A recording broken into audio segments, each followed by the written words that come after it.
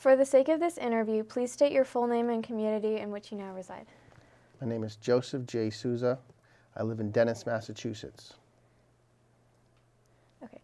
This is an oral history interview conducted for the Witness to War Serving a Nation project at Nauset Regional High School on Cape Cod, Massachusetts. So, why did you want to join the armed forces? I wanted to join the armed forces because I grew up in Maine, in a really small town, and I really wanted to get out and see more of the world than just a small rural area. So when I was 17, I actually enlisted in the Navy when I was a junior in high school. So I was on for 1 year in active duty, and then I went right after high school. I went out to Great Lakes, is where I went to boot camp. What did you expect before you joined? I really didn't expect much other than just to get the experience more than anything else. What did your parents think about you enlisting? My mom wasn't too keen on the idea. My father was kind of indifferent about it, but once I signed up, I was pretty much signed up, so they really had no objection to it. Did They thought it was a good thing. Did any other members of your family serve in the armed forces? I had an uncle who served in the Army during Vietnam. Were they an inspiration to you? No, he was in the Army, and I knew him a little bit. I didn't really know him all that well. He's a really good guy, but he's the only person I know of in my family that went into the Army. So why did you choose the Navy?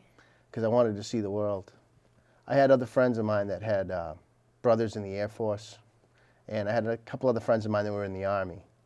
And once they got stationed somewhere, they were there for 4 years, and they didn't get to see anything other than wherever they were stationed. So in the Air Force, most of the time, people get stationed in Texas for their first 4 years. And it's after you do 4 years that you get to see other places. And in the Army, it's usually Germany or somewhere stateside. So what war did you serve in? I was in during the Persian Gulf War, the first one, Desert Storm. And where were you stationed? I was stationed on a guided missile destroyer. I was on the USS Dahlgren. DDG-43 was the hull number. What is a destroyer? It's a ship designed to escort carriers. Pretty much the role they have. They're not really.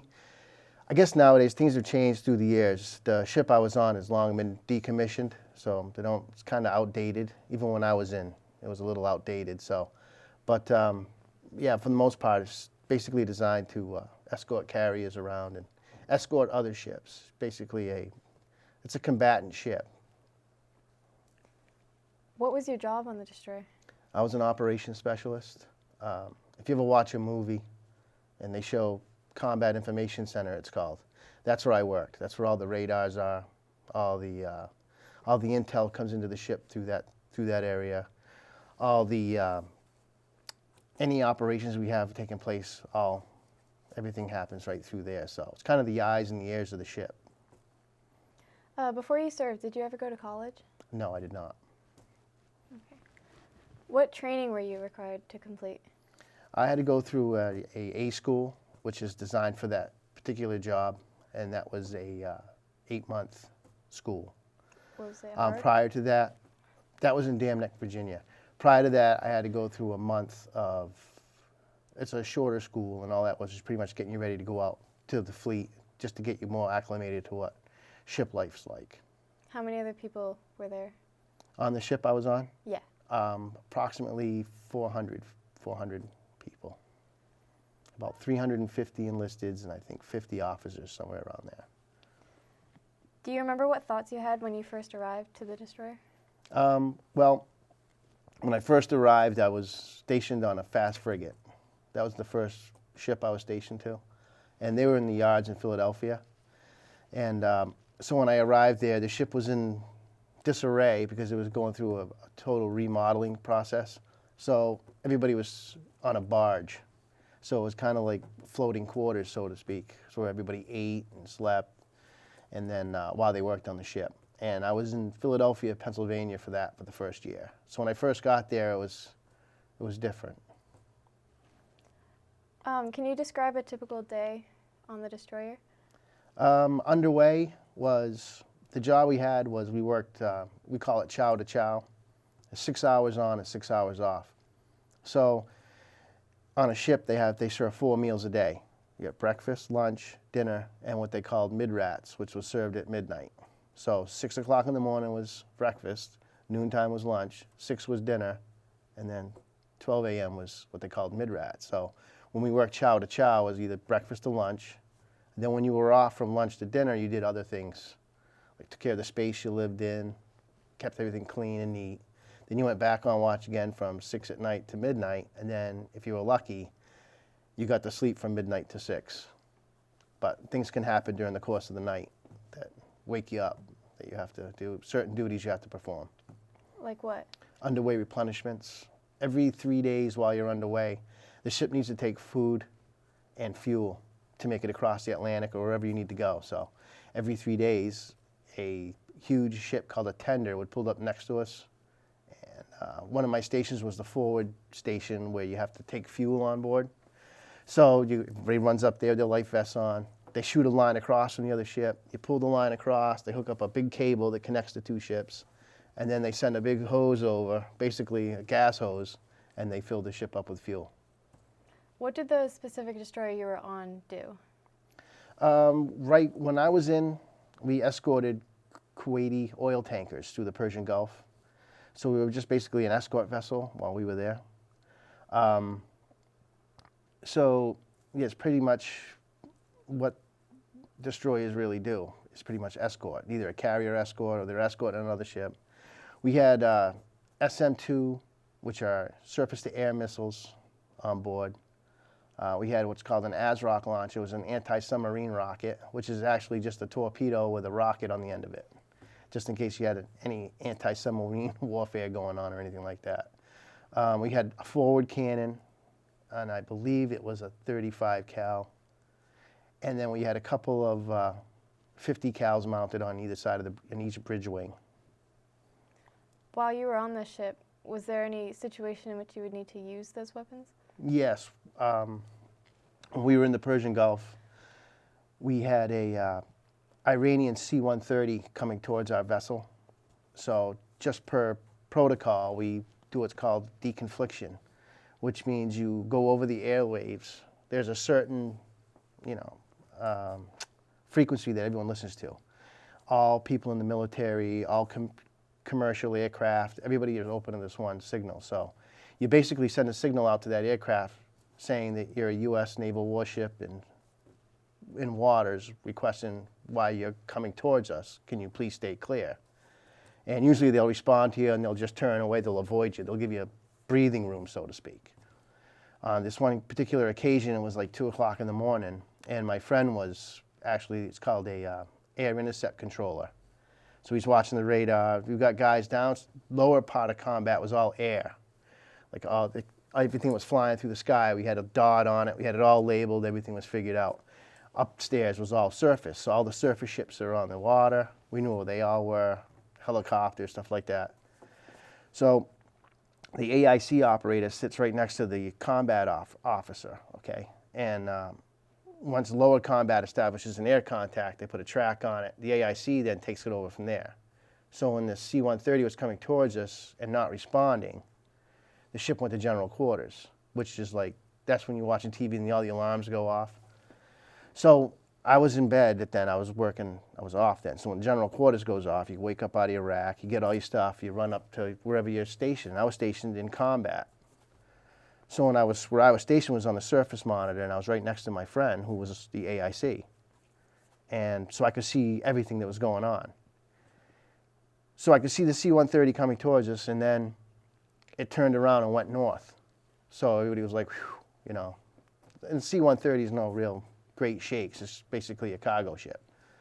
But it turned north, and then it turned around and came back towards us, only this time it had 2 Iranian F-14, or F-15, excuse me, escorts with it. And they were coming straight for us again. So things started getting kind of, like we were on a ship. The newer ships nowadays have what's called phalanx or Sea Whiz, so that if a missile is launched at the ship, This device is designed to lock onto the missile and shoot about 3,000 rounds per second at it to blow the missile up prior to it impacting the ship. My ship was so old it didn't have that. So if there was a missile incoming to the ship, they're usually the first person to see it, the first one to know about it was the lookout, which is never a good thing, because if the lookout says missile inbound, you better grab onto something. So it was coming towards us, and just when it got into range for our fire control radar to lock onto it, the CO, our captain of our ship, got woke up out of his rack over this, got dragged up to combat, so everybody was a real tense moment, and they weren't answering. So my CO looked over at the fire control officer and said, light them up, which means to lock our missiles onto them. So once we have missile lock on an aircraft, they have alarms on the airplane they're flying around that go off saying that they've got missile lock on them. Once we locked onto them, they turned around and went north again. But that was pretty much I was probably the most scared at that point. What thoughts went through your head when the C-130 initially came at you? The C-130 didn't really bother me that much because I feel it was like a war game. Countries play it all the time. We played with Russians all the time, with their submarines, or we played war games with our own submarines. And so it was almost like whatever. It's almost like people are bored and they'll play war games, but they usually don't push the limit. But when it turned north and came back down with two F-15s escorting it, was almost like something real could really happen here. So. How often would you go to land? We would escort a tanker, probably go 2 weeks, and then we'd pull into port probably for 3 or 4 days, and then we'd be back out for 2 weeks. That was when we were in the Persian Gulf, that deployment. And all we did was basically escort big, huge oil tankers from Kuwait all the way through the Persian Gulf till they went out past the Straits of Hormuz. So it was 5 knots, and that was it. Did you spend any time on land in Kuwait? Not in Kuwait, no, but in Dubai and in a place called Bahrain, which is in the United Arab Emirates. So I got to go into port there. So it was definitely a different culture. Do you have any memorable experiences? Out there, no. Spain, I had a really good time. Yeah. Yeah, I mean, the shopping and stuff out there was really good. They had a lot of things you can purchase out there very, very cheap compared to what you could get here. Jewelry was one thing and other things like that. But it was really good to see all the different cultures that I got to see while I was out there. What were some of the relationships you formed with the other people on the boat? I had some really good friends till this day. Believe it or not, you keep in touch via Facebook now. So we don't really write letters to one another anymore. But yeah, I have a lot of good friends. A buddy of mine lives in Maine now. Another friend of mine lives in Nebraska. So we're all pretty much dispersed. And I haven't seen any of them it's been a long time. So, but we do keep in touch. Did you make any enemies on the boat? No. I pretty much got along with everybody. That's the way it's got to be on a boat. There's only 400 of us. You better get along with them. It's going to be a long trip if you don't. Do you remember any of your instructors or mentors from your time? I remember everybody. I remember all my boot camp instructors. It's pretty hard to forget those guys. All the people that I went through classes with. I mean, some of the other classes I took, I don't remember them people that much, but you never forget your company commander. Yeah, they stick out like a sore thumb. And then most anybody that on the ship I was on that was above me, I remember. We had a master chief. I had a few master chiefs, actually, which is a pretty high rank in the enlisted rank. So, and I know all my lieutenants. Can you explain in more detail your specific job that you did? Yeah. In port, we pretty much took care of a large amount of the space of the ship, like the whole O1 level, which is the next level up from the main deck. So in port, you did a lot of upkeep with that, a lot of painting, cleaning, general upkeep. Underway is where we really did most of the stuff we were designed to do, and that was to detect, track, and label all contacts around the ship.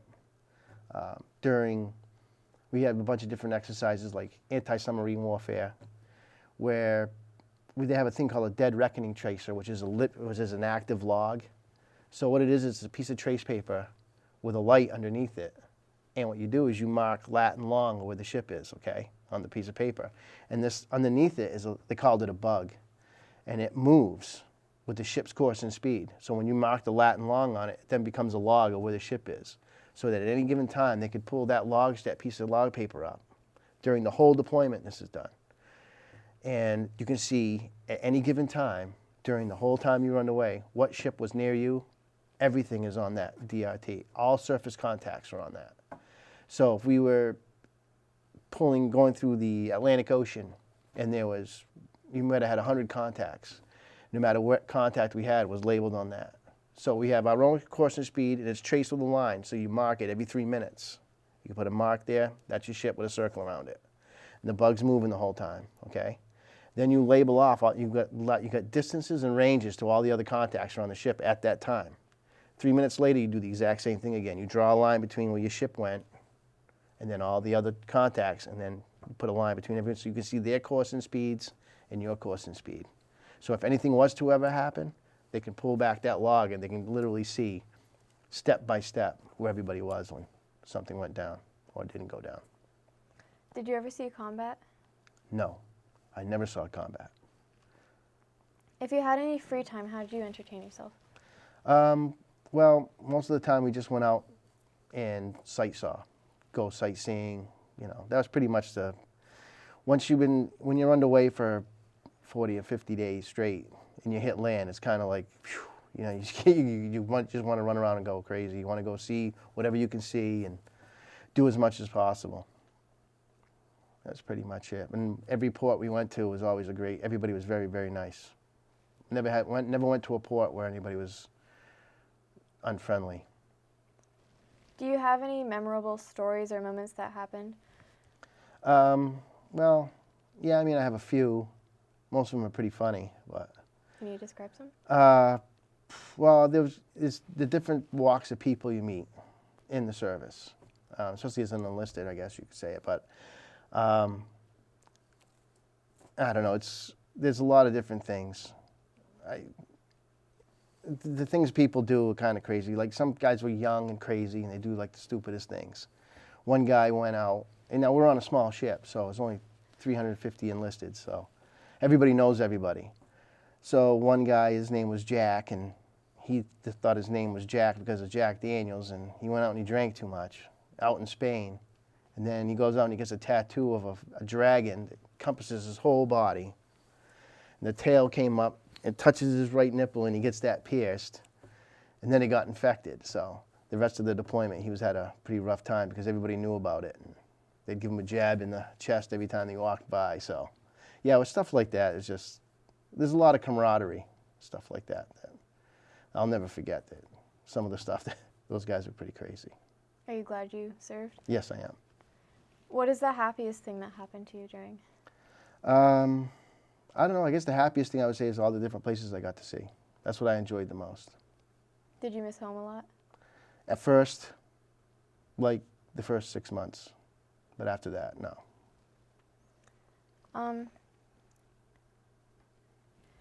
What was your favorite place?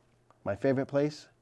The Caribbean was nice, but I think Spain was my favorite port that we pulled into. I enjoyed Spain the most. Spain was great.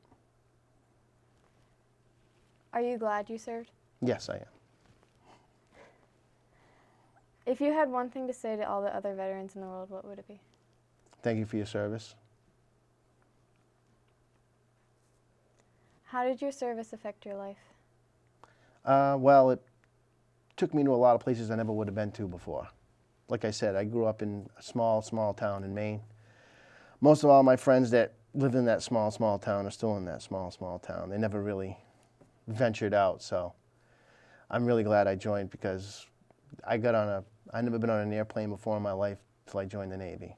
So I flew to Chicago, and I got to O'Hare Airport, and they had moving sidewalks, and I had never seen anything like that before. So the whole experience, I'd recommend it to anybody because I got to see so much for so little of, I got to see so much of the world that was pretty much all I had to do was sign up for 4 years and do my duty, and it was really it was a good trip.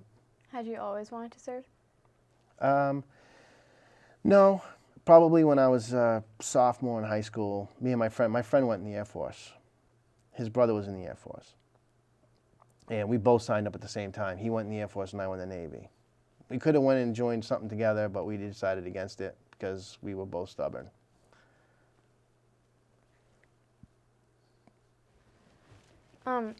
Do you have any children? Yes, I do.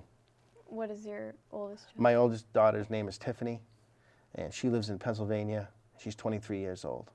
Do you have any other? Yes, I do. I have a son, Zachary, who's 16 years old, and a son, Matthew, who is 12. So if Zachary told you that he wanted to serve, what would you think? If Zach told me he wanted to serve, I'd give him my blessing that he could go serve.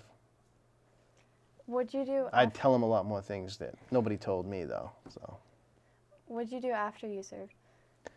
when I got out of the service, after my 4 years was up, I was honorably discharged. I went back to Maine for 1 year, and I worked up there as a lumberjack. So I did tree work and stuff. Then when I left there, because it kind of dried up, I was offered a job down here on the Cape, and that was in 1992. And I got a job at the Wauquoset Inn, and I worked there for 7 years. Do you miss the Navy? I do. What I miss most about it's the ships.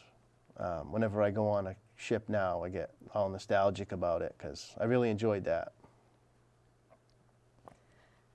Did any of your friends join the Navy with you? No. None of my friends joined the Navy. Did you wish any had? No, I don't think so. I don't think it would have made much of a difference. I mean, it might have, but for the most part, no.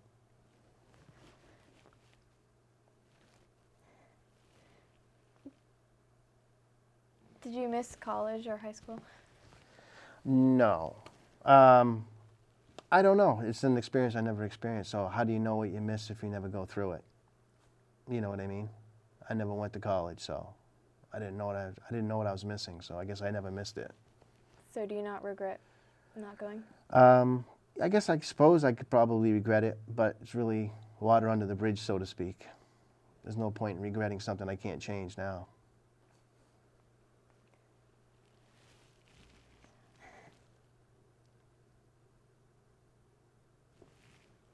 Do you have any favorite memories from?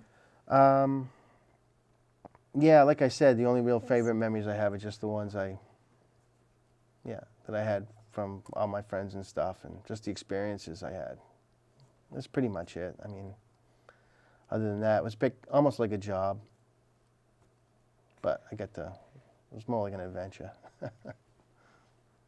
What did your friends think when you said you were going to sign up for the Navy? Some of them were fine with it. Some of them were kind of gave me a hard time about it, but I didn't really pay much of attention to them. So. Did you keep in contact with them after you served? Oh yes, yep. And I still to this day, all the kids I grew up with, yeah. So you said you joined the Navy in your junior year? Yes, I did. So you missed senior? No. I signed up my junior year, which means I obligated myself at that point. So they signed me up, and I swore an oath then, and I finished high school. I graduated. But what it is you're for 1 year you're in inactive duty. In other words, if a war would have broke out before they enacted a draft, they would have pulled me in. But on the tail end of that, you see, when you sign up, you don't sign up just for 4 years. You signed up for a mandatory 8. You can pick and choose how you want to split that up. You can do 4 years active and do the other 4 years inactive, which is what I chose to do. The first year inactive was already served, and I served that my junior year in high school. My senior year in high school was my first year of inactive duty. Once you get released after your 4 years, if you opt out, you have to serve a mandatory 3 years inactive duty, so that if a war ever did break out, prior to them enacting a draft, they'd pull all those people back to service again. That's all that meant. Was it typical of people your age to do something like that? No, there wasn't many of us that went in when I was in. When I went in, I was the only one who went in for the Navy. My friend was the only person who went in for the Air Force, and I think 3 other guys went into the Marines, if memory serves me right. I didn't really know those other 3 fellas though. So how long exactly did you serve? Well, it was a total of 8 years, but I served actively 4 years, from 1987 to 1991. The first, like I said, the first 9 months of it was all boot camp and then schools. And then after that, I was on a ship. Could you have served longer if you wanted? Yes, I could have, Why did you not? because Tiffany was born. And I didn't want to be away from my daughter more than, for 6-month deployments, that wasn't really an option, so I opted out. That's why I got out. Had that not have been the case, I probably would have stayed in. But if I had stayed in, I probably wouldn't make the friends I have now. So it's a whole funny how life works things. I'm happy the way things turned out. So was she born when you were like off, or were I you was- already back when? No, she was born she was born in the States. When I was in the States when she was born. Okay. Yes. Do you have, I know we talked about like the funniest memories you had and the happiest. Mhm. Do you have any like memories that you wish you had never experienced, or any like darkest memories? No, actually, I was pretty lucky. I never really went through any real dark times or had anything really major happen to me or any of my shipmates when I was on board. Shortly after I left the ship I was on, they had a fire in the fire room, and two men died. One died from smoke inhalation, and the other guy died trying to save him. And that was in a fire room. That's where the boilers are for. It was a steam-driven ship, so that would have been a rough one to take, because when you're on a ship, everybody's a fireman. So when a fire breaks out, it's just, we go through firefighting schools and all that stuff. So when something like that happens, it really hits home, because like I said, everybody knows everybody. It's almost like one big family. So that would have been a pretty dark thing to endure, I'm sure. So did the 2 men who passed in the fire, did you serve with them? Or Yes, I did. you I knew leave? both of them. Were you I- close to them? No, but I knew them. We were all close. So if I saw one of them out in the street, we were all brothers. So that's pretty much the way it is. But yeah, it was a tragedy. Do Yeah, they were you both firemen. do you often see people you served with? Not that often. I haven't seen anybody I served with in quite a few years now. Like I said, we keep in touch, but everybody's got their own lives in different parts of the country, so it's kind of hard to get together. But we do joke and stuff a lot online, which is kind of nice about the internet. Do you wish you saw them more face to face and were able to catch up a little bit more on what's happened? Yeah, I suppose so. But like I said, we keep tabs on each other pretty good now. And like I said, with the internet, it's almost like having someone right next door. So When did you move to Cape Cod? 1992, Why? work. Yeah, when I came down. Yeah, I came down here pretty much primarily just for work. So, and I've been here ever since. Is there anything else you would like to mention? No, I think we've pretty much gone over everything. Unless there's something else you need, something else you want to ask. Well, I'm not sure I have any more questions.